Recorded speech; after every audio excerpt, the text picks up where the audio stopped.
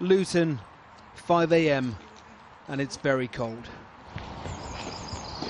If you'd let me go in and speak to them first. How you doing? Is it John? Yeah. Hello, John. Hello. How you doing, mate? We're from the outreach team. These are the good mornings. The mornings they fear, or when the team from Noah call. Is it comfy? But nobody answers back. And tonight we can reveal the hundreds of homeless deaths that happen on the UK streets. They're revelations that don't surprise Shannon, born with a severe heart condition, now living on the streets.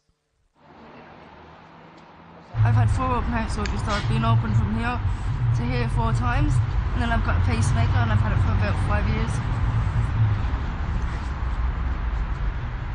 That's why I'm purple. How does the cold affect you? I get cold very easy, very easy. So Can it affect you more than...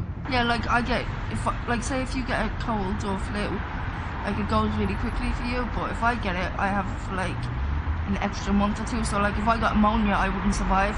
I'd actually die. I like wouldn't get over pneumonia. So it's very dangerous. Are you worried about that? Well, I'm always worried, but I kind of stopped worrying after a while. Shannon and many others get checked each morning. Each morning, the team know the realities of what they might find. I think there was 14 last year, and then there's been 3 this year. That have passed away? Yes. And from what? What are the causes? Drugs, alcohol, and a couple of TB cases.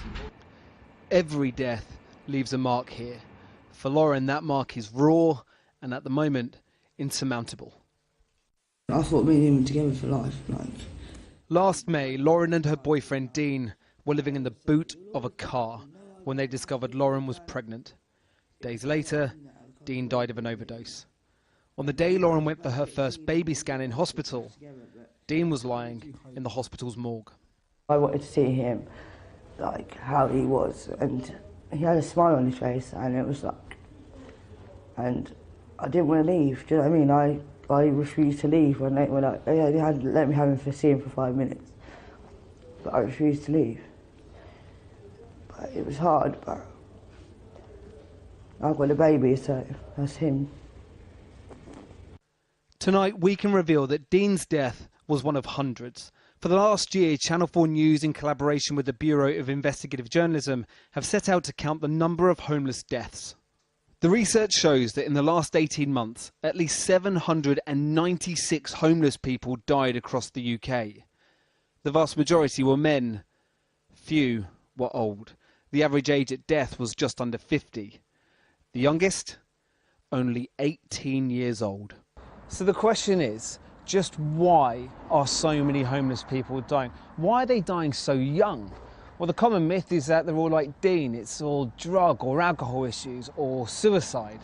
But some new research has proven that's just not the case. Vast numbers are dying from entirely preventable causes, and it's causing them to die decades earlier than they should.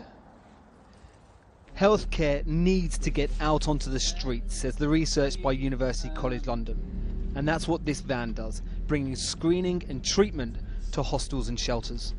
Because the research found that 1/3 of those that die on the streets die from treatable diseases.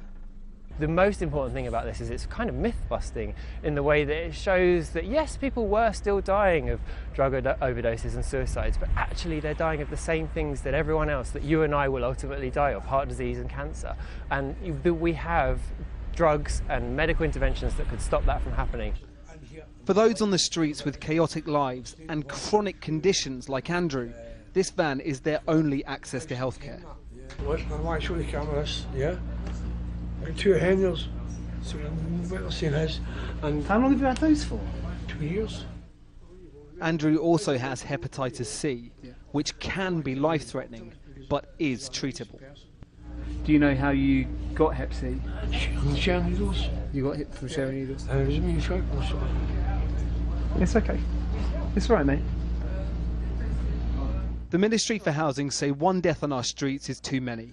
They're investing £1.2 billion to tackle homelessness and end rough sleeping, and are committed to conducting independent reviews into the deaths of rough sleepers. But their focus is to stop people from becoming homeless in the first place. A nation's greatness is measured by how it treats its weakest members, so the saying goes. The evidence etched on these faces suggests this nation is failing.